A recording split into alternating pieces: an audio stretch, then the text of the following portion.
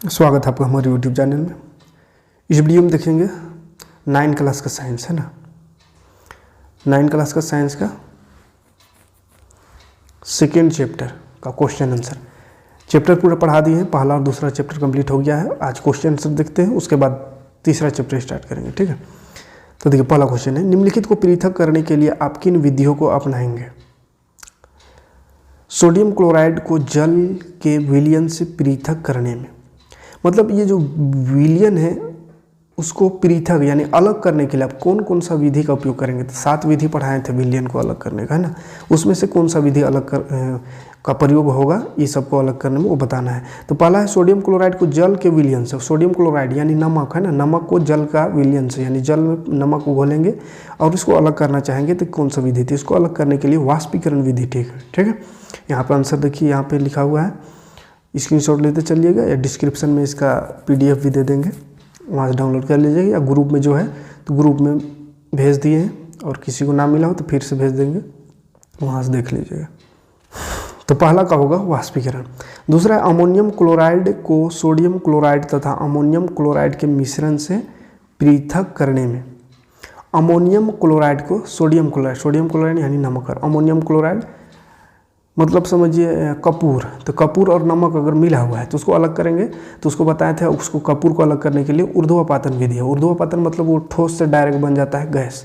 तो जो ammonium chloride है वो डायरेक्ट ठोस से गैस बन जाएगा, और सोडियम क्लोराइड यानी नमक जो है वो रह जाएगा। तो ये अलग हो गया है ना, तो ऊर्ध्वपातन विधि से। धातु के छोटे टुकड़े को कार के इंजन ऑयल से पृथक करने में। धातु का छोटा टुकड़ा इंजन ऑयल से, यानी तेल है इंजन ऑयल, उसमें धातु का छोटा छोटा टुकड़ा है, तो इसको तो हाथ से भी छान सकते हैं या छन्नी से छान करके, है ना, यानी छानन क्रिया से इसको अलग कर सकते हैं। दही से मक्खन निकालने के लिए, तो दही से मक्खन निकालने के लिए अपकेंद्रीकरण करते हैं। ये सब क्या होता है पूरा डिटेल जानना हो तो देखिएगा, प्लेलिस्ट में मिल जाएगा। 3 पार्ट में शायद बताएं, 3 या 4 पार्ट में पूरा सेकंड चैप्टर किए हैं। ठीक है, एक एक चीज़ को अच्छे से समझाए हैं, तो वहाँ से देख लीजिएगा। इसमें सिर्फ क्वेश्चन आंसर बता दे रहे हैं। ठीक है, जल से तेल निकालने के लिए, जल से पानी में तेल घुला हुआ तो उसको निकालने के लिए कीप पृथक्करण, कीप द्वारा उसको अलग कर सकते हैं, क्योंकि तेल जो है वो ऊपर रह जाता है, नीचे कीप का ये इस तरह से रहता है नल जैसे, इससे यहाँ से पानी गिरा देंगे, ऊपर तेल बच जाएगा, है ना। तो ये सब समझा चुके हैं, इसलिए यहाँ पे ज़्यादा समझाएंगे नहीं, बस क्वेश्चन आंसर यहाँ दिखा दे रहे हैं। चाय से चाय की पत्ती को पृथक करने के लिए तो छान के अलग करेंगे, है ना, छानन विधि से। बालू से लोहे के पीनों को पृथक, बालू से लोहा का पीनो तो चुंबक से अलग करेंगे। भूसे से गेहूं के दाना को तो ओसाए, ओस करके। पानी में तैरते हुए महीन मिट्टी के कण पानी से अलग करने के लिए इसको निथारने की क्रिया कहते हैं। निथारने का ना, पानी में तैरता हुआ मिट्टी का कण है तो उसको ये करके निथार करके अलग कर सकते हैं। पुष्प की पंखुड़ियों को निचोड़ से विभिन्न रंजकों को पृथक यानी रंगों को अलग करने के लिए क्रोमेटोग्राफी होता है। तो ये कोई दिक्कत नहीं आता। पहला क्वेश्चन ये था। सेकंड में आते हैं, ये रहा सेकंड क्वेश्चन। हाँ, सेकंड क्वेश्चन देखिए, एकदम सिंपल क्वेश्चन है। चाय तैयार करने के लिए आप किन किन चरणों का प्रयोग करेंगे? विलयन, विलायक, विलय, घुलना, घुलनशील, अघुलनशील, घुलय तथा अवशेष शब्दों का प्रयोग करें। ये सब शब्द का प्रयोग करके बताना है कि चाय तैयार करने के लिए किन किन चरणों का प्रयोग करेंगे, यानी चाय बनाने के लिए कौन कौन सा चरण होगा। तो पहला चरण क्या होगा? एक पतीली में थोड़ा पानी, जिसको विलायक कहेंगे, है ना। विलायक मतलब जिसमें घुलता है, तो जो ज़्यादा रहता है वो विलायक, तो पानी रहेगा, उसको विलायक कहेंगे। तो पानी गर्म करेंगे। फिर एक केतली में थोड़ी चाय पत्ती, विलय डालेंगे, चाय पत्ती यानी पानी में चाय पत्ती तो थोड़ा सा डालते हैं, तो जो थोड़ा सा यानी जो घुल रहा है उसको विलय कहते हैं, तो विलय डालेंगे। तीसरा क्रम, उबलते पानी को केतली में डाल दे और पत्ती को कुछ देर फूलने दे, यह एक विलयन में बदल जाएगा। पत्ती, चाय का पत्ती और पानी जो है घुल जाएगा तो वो विलयन बन जाएगा। फिर क्या करेंगे? एक कप में चीनी भी क्या है? विलय है, तो विलय डालेंगे। फिर विलयन को केतली में हिलाएंगे। छलनी से छानकर विलयन को कप में डालेंगे। 2 छोटे चम्मच दूध ले, चम्मच से मिलाए, अब चाय तैयार है। तो ये चाय बनाना है, चाय बनाने आता होगा, चाय कैसे बनाना उसको क्लियर यहाँ पे लिख देना है। ठीक है, तीसरा क्वेश्चन देखते हैं। अच्छा, इसको चलिए स्क्रीनशॉट लेते चलिएगा अगर लेना चाहती हैं। यहीं पे कोई इसे डाउनलोड नहीं हो पाता है डिस्क्रिप्शन वाला, तो स्क्रीनशॉट। ये दूसरा क्वेश्चन आंसर होगा। तीसरा हम आते हैं। तीसरा ये देखिए, प्रज्ञा ने 3 अलग अलग पदार्थों को घुलनशीलताओं को विभिन्न तापमान पर जांचा तथा नीचे दिए गए आंकड़ों पर प्राप्त किया। प्राप्त हुए परिणाम को 100 ग्राम जल में विलय पदार्थ की मात्रा जो संतृप्त विलयन बनाने हेतु पर्याप्त है निम्नलिखित तालिका में दर्शाया गया है। इसको करना क्या है, तो क्वेश्चन यहाँ पे है नीचे।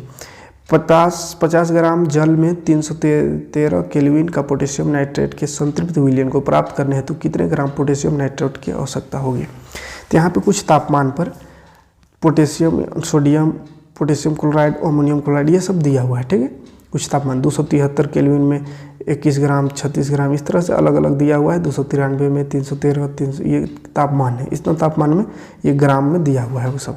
तो उसको बोला पानी में घोलेंगे तो संतृप्त विलयन प्राप्त। संतृप्त विलयन किसको कहते हैं, तो ऐसा विलयन जिसमें कोई चीज़ को जैसे घोल रहे हैं तो इतना घोल दे कि फिर अब वो नहीं घुलेगा उससे ज़्यादा, तो वो संतृप्त विलयन कहलाता है, ठीक है। यानी हाईएस्ट जितना पावर उतना घोल लिया तो उसको संतृप्त विलयन कहते हैं। तो संतृप्त बनाने के लिए बोला है 50 ग्राम जल में 313 केल्विन पर पोटेशियम नाइट्रेट के संतृप्त विलयन प्राप्त करने के लिए कितना ग्राम पोटेशियम नाइट्रेट की आवश्यकता होगी, कितना ग्राम पोटेशियम देना होगा, ये बोला है संतृप्त करने के लिए।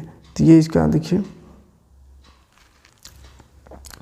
100 ग्राम विलयन में विलय की घुलने वाली अधिकतम मात्रा को उस विलयन में विलय की घुलनशीलता कहते हैं और इसी घुलनशीलता को संतृप्त विलयन कहते हैं, ठीक है। 313 केल्विन या डिग्री नहीं हुआ, केल्विन पर 100 ग्राम जल को अधिकतम 62 ग्राम पोटेशियम नाइट्रेट को घोल सकते हैं। तो 50 ग्राम जल अधिकतम 31 ग्राम पोटेशियम नाइट्रेट घोल सकते हैं। यहाँ पे दिया हुआ है ना, देखिए 62 ग्राम दिया हुआ है, यहाँ दिख रहा है। यहाँ पोटेशियम नाइट्रेट की बात हो रहा है 313 केल्विन में ना, 313 केल्विन में, तो 62 ग्राम यहाँ पे दिया हुआ है, घोल सकते हैं। तो कितना डिग्री सेल्सियस में, कितना केल्विन में, 100 केल्विन में दिया हुआ। देखिए ऊपर में क्वेश्चन में दिया हुआ है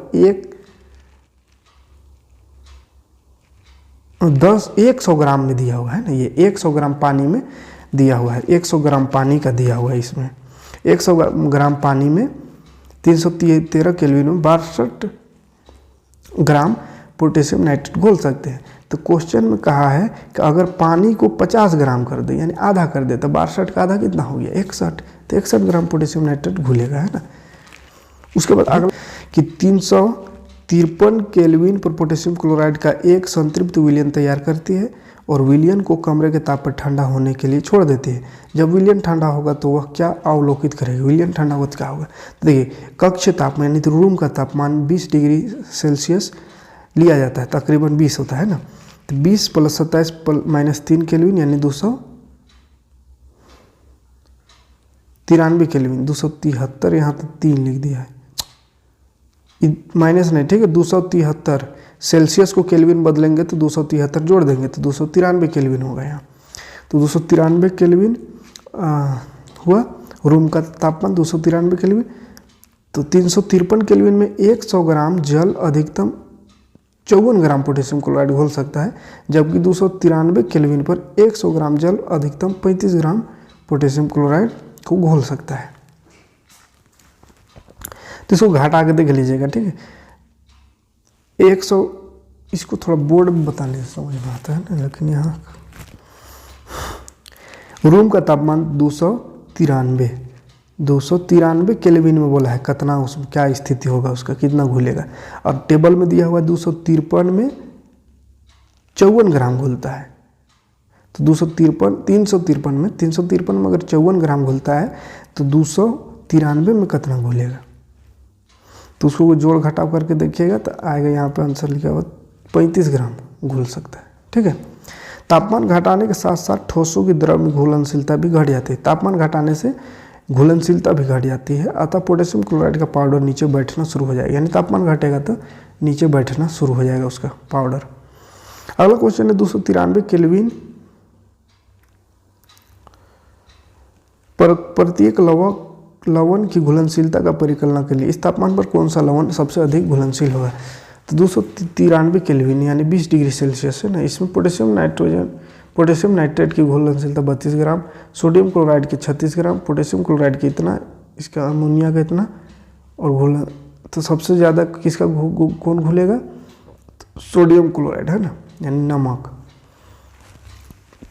इसको जोड़ घटा करके लाना है आंसर, है ना। तो ये आंसर डायरेक्ट यहाँ लिखा हुआ है, ये टेबल जो दिया हुआ है इस टेबल से लाना है। 283 में 21 ग्राम घुल रहा है तो 1 केल्विन में कितना घुलेगा, उसके बाद फिर 293 केल्विन में कितना घुलेगा, इस तरह से। तापमान में परिवर्तन से लवण की घुलनशीलता पर क्या प्रभाव पड़ता है, इसको देख लीजिएगा अपने से बना के, नहीं तो फिर बोर्ड में थोड़ा सा इसको बता देंगे, है ना। आंसर खैर इसके लिए अभी लिख ले सकते हैं, आंसर खाली अच्छे से समझना है तो बोर्ड में समझा देंगे 3 नंबर क्वेश्चन को। चलिए ये तो खैर लिखने वाला है। तापमान में परिवर्तन से लवण घुलनशीलता पर क्या प्रभाव पड़ेगा, तो तापमान परिवर्तन यानी तापमान बढ़ेगा तो जल्दी घुल जाएगा, है ना। तापमान बढ़ने से ठोसों की द्रव में घुलनशीलता बढ़ती है और तापमान घटने से घट जाती है। तापमान बढ़ने से द्रव में गैसों की घुलनशीलता घटती है और तापमान घटाने पर बढ़ती है। तो तापमान बढ़ेगा तो जल्दी घुल जाएगा, है ना, ठोस जो है वो जल्दी घुलता है। अगला क्वेश्चन है, निम्नलिखित को उदाहरण सहित बताना है। संतृप्त विलयन, शुद्ध पदार्थ, कोलाइड और निलंबन। तो ये सबको बढ़िया से पढ़ा दिए, है ना। संतृप्त विलयन, शुद्ध पदार्थ, कोलाइडल और निलंबन सबको अच्छे से बता दिए हैं। खैर यहाँ पे आंसर लिखा हुआ है, ये सबको लिखा भी दिए थे ना नोट्स में, तो वहाँ से देख लीजिएगा, ये सब है। अगला क्वेश्चन है 5वां नंबर, निम्नलिखित में से प्रत्येक को समांगी और विसमांगी मिश्रण में वर्गीकृत कीजिए। मतलब कौन समांगी है, कौन विसमांगी। समांगी मतलब जो पूरी तरह से घुल गया, और विसमांगी मतलब जो पूरी तरह से नहीं घुला है, तो उसको छांटना है। सोडा जल, सोडा जल क्या है, पूरी तरह से घुला होता है, समांगी है। लकड़ी, लकड़ी का विसमांगी है। बर्फ समांगी। वायु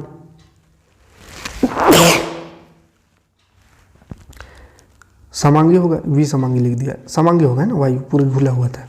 मिट्टी विसमांगी। सिरका समांगी। छनी हुई चाय, ये भी छान दिए तो समांगी। अगला क्वेश्चन है, आप किस प्रकार पुष्टि करेंगे कि दिया हुआ रंगहीन द्रव शुद्ध जल है।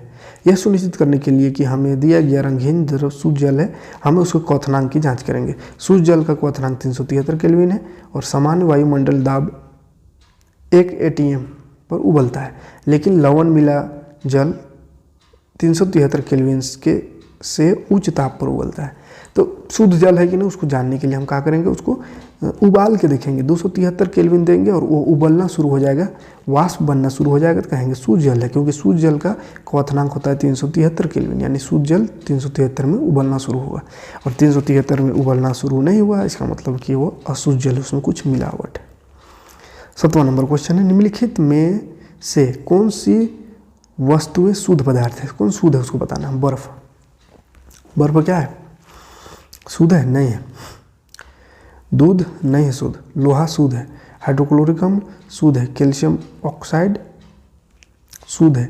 पारा भी शुद्ध है। ईंट नहीं है शुद्ध। लकड़ी भी शुद्ध नहीं, वायु भी शुद्ध नहीं। शुद्ध अशुद्ध बताए तो बढ़िया से, है ना। बस इसमें क्वेश्चन आंसर खाली मेन मकसद दिखाना, समझाने का समझा दिए हैं जब चैप्टर पढ़ाएं। इसमें ज़्यादा समझने की कोशिश नहीं कीजिएगा, समझना हो तो वीडियो देखिएगा जो पढ़ाए हैं चैप्टर वो, यहाँ खाली क्वेश्चन आंसर करा रहे हैं। देखिए अगला क्वेश्चन है, निम्नलिखित मिश्रणों में से विलयन को पहचानिए। विलयन कौन है, विलयन माने घुला हुआ है तो विलयन है। मिट्टी ये तो विलयन नहीं है। समुद्री जल विलयन है। वायु विलयन नहीं है, मिश्रण है ये। कोयला ये भी नहीं है। सोडा जल ये विलयन है। दो चीज़, समुद्री जल और सोडा जल। निम्नलिखित में से कौन टिंडल प्रभाव प्रदर्शित, टिंडल प्रभाव कौन दिखाता है, तो टिंडल प्रभाव बताए थे दूध और स्टार्च विलयन, ये टिंडल प्रभाव दिखाएगा। नमक का घोल और ये सब नहीं दिखाता है।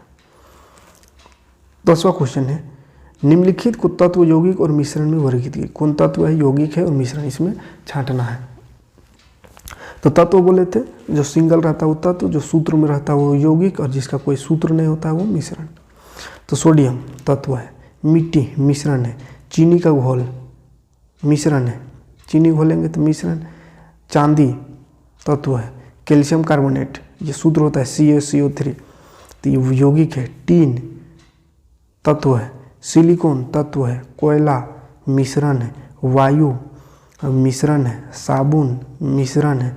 मीथेन, मीथेन क्या है, यौगिक है। कार्बन डाइऑक्साइड भी यौगिक है। रक्त मिश्रण है। ठीक है, तो यहाँ कुछ गलत है, हम जो बोले उसको ध्यान रखिएगा और इसको लिखिएगा। निम्नलिखित में से कौन कौन से परिवर्तन रासायनिक है? रासायनिक परिवर्तन बोलते हैं जो वापस से नहीं आ सकता अपना पहले का स्थिति में। तो कौन कौन है? देखिए, पौधा वृद्धि हो गया तो छोटा थोड़ी होगा, तो रासायनिक परिवर्तन। लोहा में जंग लगना, ये भी रासायनिक परिवर्तन। लोहे के चूर्ण तथा बालू को मिलाना, तो लोहा और बालू मिल गया तो उसको अलग कर सकते हैं, इसलिए ये नहीं है ना, ये रासायनिक परिवर्तन नहीं है। खाना पकना रासायनिक परिवर्तन है। भोजन पचना, भोजन पच जाता फिर भोजन नहीं बनता वो, तो ये रासायनिक। जल से बर्फ बनना, बर्फ से जल फिर बन जाएगा, तो ये भौतिक परिवर्तन है। मोमबत्ती का जलना, ये रासायनिक है। ठीक है, तो मोमबत्ती में दोनों होता है, लेकिन खैर रासायनिक कह सकते हैं इसको, क्योंकि मोमबत्ती जो जल गया वो फिर वापस नहीं बनेगा, नीचे जो बैठ गया वो बन जाता है। मोमबत्ती जलता है, ऐसे मोमबत्ती है, जल के जो नीचे तली में बैठ गया वही वाला जल के यहाँ पे थोड़ा बहुत, तो वो फिर से उसको हम जला सकते हैं।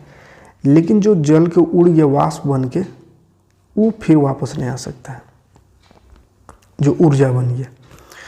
तो दोनों परिवर्तन होता है। हो गया, इतने क्वेश्चन था। ठीक है, तो डिस्क्रिप्शन में इसका हम दे देंगे PDF, इसका डाउनलोड कर लीजिएगा। तो मिलते हैं नेक्स्ट वीडियो में अगला चैप्टर लेके। Thanks for watching.